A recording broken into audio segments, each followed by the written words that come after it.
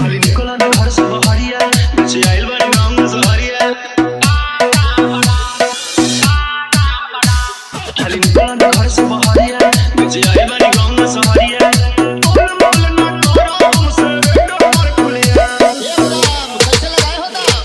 कच्चा बादाम ले लो कच्चा बादाम ले लो भौजी हमारा से कच्चा बादाम कच्चा बादाम ले लो कच्चा बादाम ले लो दादी हमारा से कच्चा बादाम ले लो